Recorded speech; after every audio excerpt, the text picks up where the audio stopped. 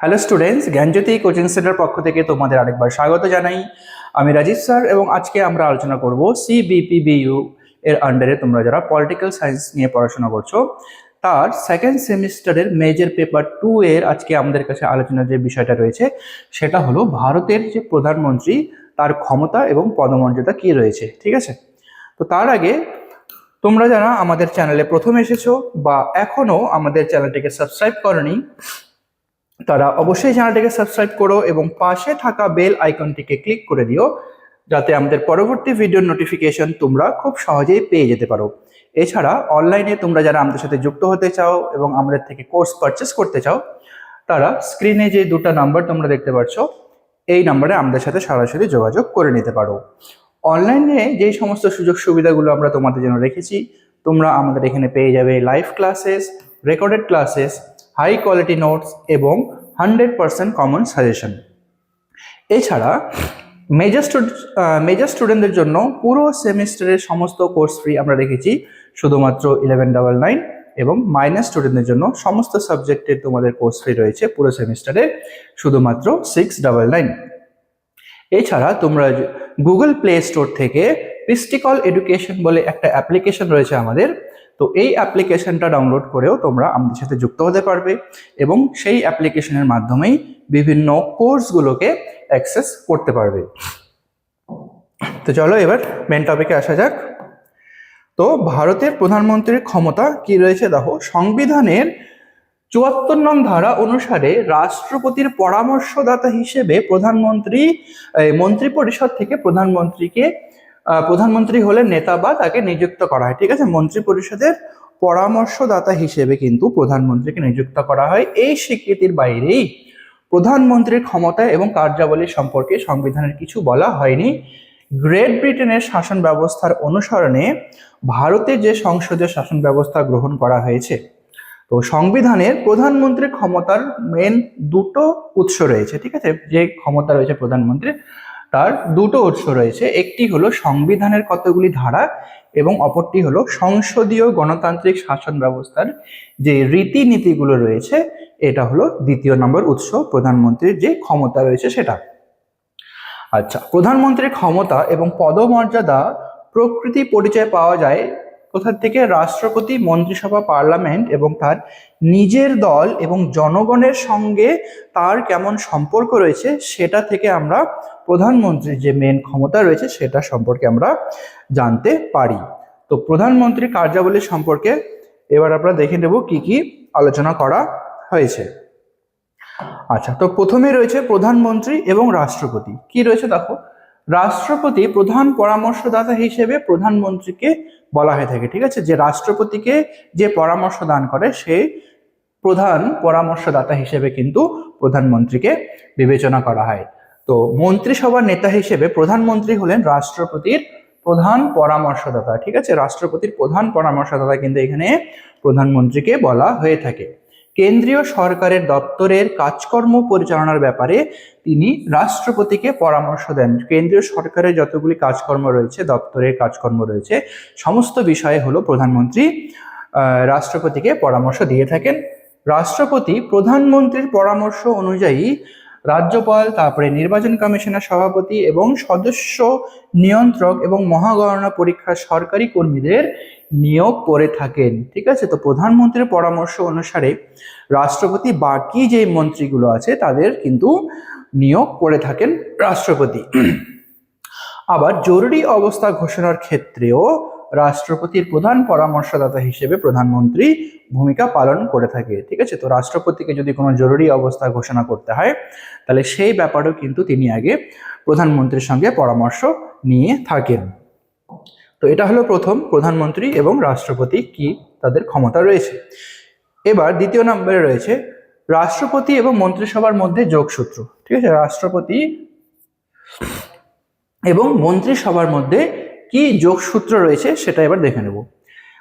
তত্ত্বগত বিচারে রাষ্ট্রপতি হলেন সকল শাসন বিভাগীয় ক্ষমতার অধিকারী। ঠিক আছে, সকল শাসন বিভাগের যতগুলো ক্ষমতা রয়েছে সেই ক্ষমতার অধিকারী রয়েছে আমাদের রাষ্ট্রপতি, কিন্তু কার্যত এই ক্ষমতা ভোগ করেন প্রধানমন্ত্রী।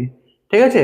তো কার্যত যেই ক্ষমতাগুলো রাষ্ট্রপতির হাতে দেওয়া থাকে, কিন্তু সেই ক্ষমতাগুলো ভোগ করে থাকেন আমাদের প্রধানমন্ত্রী।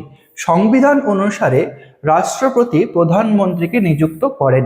ঠিক আছে, রাষ্ট্রপতির দ্বারাই কিন্তু প্রধানমন্ত্রীকে নিযুক্ত করা হয়, কিন্তু এই ক্ষমতা আনুষ্ঠানিক, শুধুমাত্র আনুষ্ঠানিকভাবেই রাষ্ট্রপতির দ্বারা প্রধানমন্ত্রীকে নিযুক্ত করা হয়ে থাকে। প্রধানমন্ত্রী রাষ্ট্রপতি এবং মন্ত্রিসভার মধ্যে সংযোগ রক্ষা করেন। প্রধানমন্ত্রী মন্ত্রিসভার সকল সিদ্ধান্ত রাষ্ট্রপতিকে জানান। মন্ত্রিসভায় যেই সমস্ত সিদ্ধান্তগুলো নেওয়া হয়, সমস্ত সিদ্ধান্তগুলো প্রধানমন্ত্রী রাষ্ট্রপতিকে প্রথমে জানিয়ে দেন, এবং আবার রাষ্ট্রপতি যদি প্রশাসন সম্পর্কে জানতে চান তাহলে তাকে তা জানানোর দায়িত্ব থাকে হলো প্রধানমন্ত্রীর। ঠিক আছে। আচ্ছা, এরপরে কি রয়েছে প্রধানমন্ত্রী এবং মন্ত্রিসভার কি কাজকর্ম। দেখো, মন্ত্রিসভার নেতা হিসেবে প্রধানমন্ত্রী কাজ করে থাকেন। ঠিক আছে, মন্ত্রিসভার নেতা হিসেবে আমাদের প্রধানমন্ত্রী কাজ করে থাকেন। সংবিধানের ৭৪ নং ধারা অনুসারে ভারতের প্রধানমন্ত্রী হলেন মন্ত্রিসভার নেতা। ঠিক আছে, মন্ত্রিসভার নেতা হলো কিন্তু ভারতের প্রধানমন্ত্রী, যে সংখ্যাগরিষ্ঠতার সাথে যারা ভোটে জয়ী হয়, তো সেই জয়ী দলের নেতা বা নেত্রীকে প্রধানমন্ত্রী হিসেবে নিযুক্ত করা হয়। অন্যান্য মন্ত্রীগণ তার পরামর্শ অনুযায়ী রাষ্ট্রপতি কর্তৃক নিযুক্ত হন। এবার অন্যান্য যতগুলো মন্ত্রী রয়েছে তার নিচে, ঠিক আছে, তো সমস্ত মন্ত্রীদেরকে প্রধানমন্ত্রী এবং রাষ্ট্রপতির পরামর্শক্রমে রাষ্ট্রপতি দ্বারা নিযুক্ত করা হয়ে থাকে। কোন মন্ত্রী ক্যাবিনেট মন্ত্রী, কোন মন্ত্রী অর্থমন্ত্রী হবে বা উপমন্ত্রী হবেন তা স্থির করে প্রধানমন্ত্রী। যেই সমস্ত মন্ত্রীগুলোকে প্রধানমন্ত্রীর সঙ্গে রাষ্ট্রপতি নির্বাচন করে থাকে, এবং সেই মন্ত্রীদের মধ্যে কোন মন্ত্রী কোন পদটা পাবে সেই পদটা কিন্তু ঠিক করে দেয় হলো প্রধানমন্ত্রী। ঠিক আছে। আচ্ছা, মন্ত্রিসভার পুনর্গঠন, দপ্তর পুনর্গঠন ইত্যাদি করার ক্ষমতাও কিন্তু প্রধানমন্ত্রীর কাছেও রয়েছে। ঠিক আছে, যে সমস্ত কি পুনর্গঠন করা, মন্ত্রিসভা পুনর্গঠন করা বা দপ্তর পুনর্গঠন করার এই সমস্ত ক্ষমতাও কিন্তু প্রধানমন্ত্রীর কাছেই দেয়া রয়েছে। আচ্ছা, তারপরে আছে হলো মন্ত্রিসভার সভাপতি হিসেবে প্রধানমন্ত্রী কি কি কাজ করে থাকেন। ঠিক আছে, মন্ত্রিসভার সভাপতি হিসেবে প্রধানমন্ত্রীর ভূমিকা।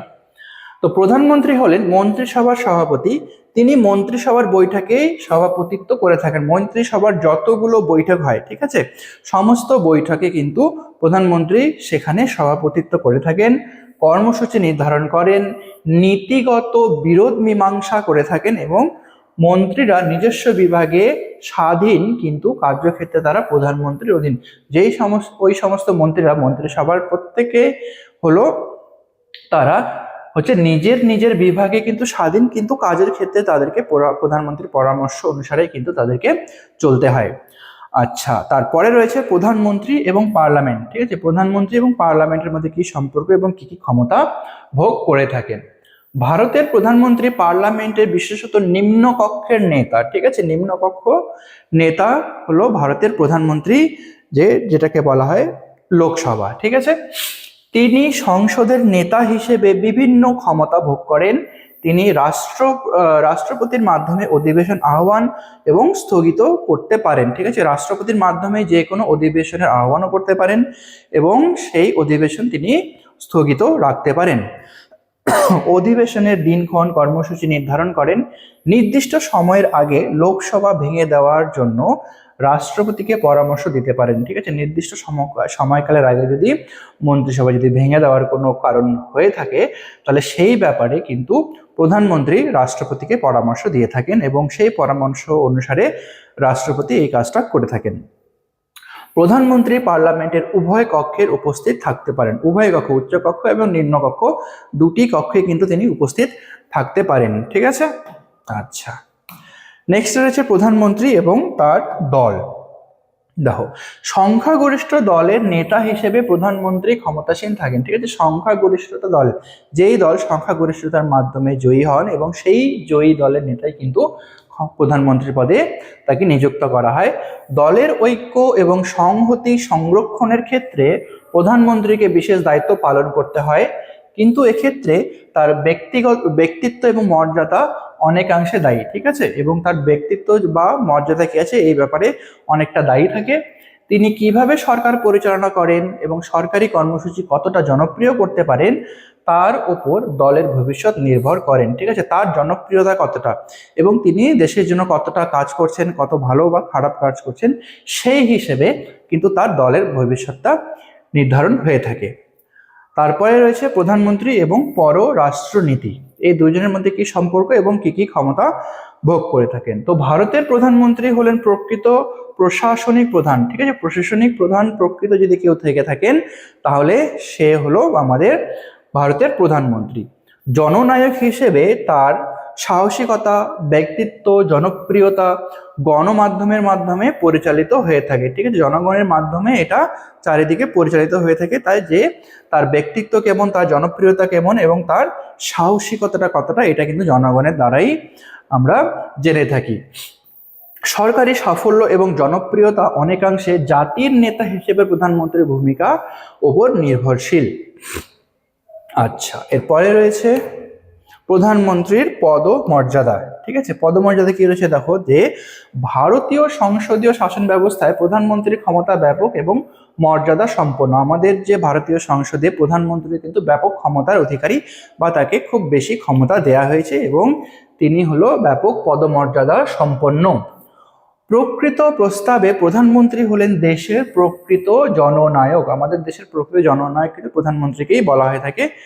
ঠিক আছে, তো বর্তমানে প্রধানমন্ত্রীর ক্ষমতা এবং পদমর্যাদা বৃদ্ধি পাওয়ার কারণ হলো দলীয় আমলাতান্ত্রিক ব্যবস্থা। তবে ভারতের প্রধানমন্ত্রীকে একনায়ক বলা যায় না, কারণ তার ক্ষমতাও সীমাবদ্ধ। আমাদের ভারতের যে প্রধানমন্ত্রী তার ক্ষমতা কিন্তু এক নায়কতন্ত্র না, কারণ কি তার ক্ষমতাগুলোকে কিন্তু কিছু সীমিত করে দেওয়া হয়েছে। ঠিক আছে, এক্ষেত্রে জনমত চাপ সৃষ্টিকারী গোষ্ঠীর কথা বলা যায়। ঠিক আছে, জনমত বা চাপ সৃষ্টিকারী গোষ্ঠী যদি এক্ষেত্রে তার এই সমস্ত ভূমিকাগুলো পালন করে কি তার ক্ষমতাগুলোকে সীমাবদ্ধ করে রাখতে। ঠিক আছে, তবে প্রধানমন্ত্রীর ক্ষমতা বহুলাংশে তার ব্যক্তিত্বের উপর নির্ভরশীল।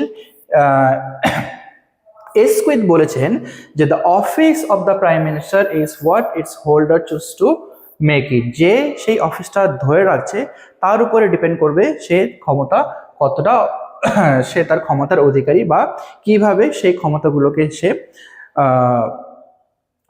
ব্যবহার করে থাকে। তো প্রধানমন্ত্রীর ক্ষমতা এবং পদমর্যাদা কতগুলি বিষয় দ্বারা প্রভাবিত হয়ে থাকে, যেমন তার গুণগত যোগ্যতা কতটা, তার দক্ষতা কেমন রয়েছে, তার জ্ঞান, অভিজ্ঞতা, সিদ্ধান্ত গ্রহণ করার ক্ষমতা, বিচক্ষণতা, ব্যক্তিত্ব, শাস্তি, আনুগত্য ইত্যাদির উপর প্রধানমন্ত্রীর ক্ষমতা এবং পদমর্যাদাগুলো কিন্তু নির্ভর করে থাকে। ঠিক আছে, তিনি কতটা শিক্ষিত, কিন্তু তার দক্ষতাটা কত, জ্ঞান কতটা রয়েছে।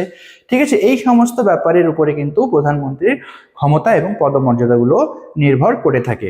পরিশেষে সংসদীয় শাসন ব্যবস্থায় প্রধানমন্ত্রীর ক্ষমতা এবং পদমর্যাদা সম্পর্কে প্ল্যাটস্টোন বলেছেন যে nowhere is there a man who has so much power with so little of show for it. ঠিক আছে, তো এটা বলেছেন গ্ল্যাডস্টোন প্রধানমন্ত্রীর ক্ষমতা এবং পদমর্যাদা ব্যাপারে। ঠিক আছে, তো এটা ছিল তোমাদের আজকের আলোচনার বিষয়। ভিডিওটি যদি তোমাদের ভালো লেগে থাকে তাহলে অবশ্যই লাইক আর কমেন্ট করো। দেখা হবে নতুন কোনো টপিক নিয়ে পরবর্তী ভিডিওতে। ততক্ষণ পর্যন্ত ভালো থেকো, সুস্থ থেকো।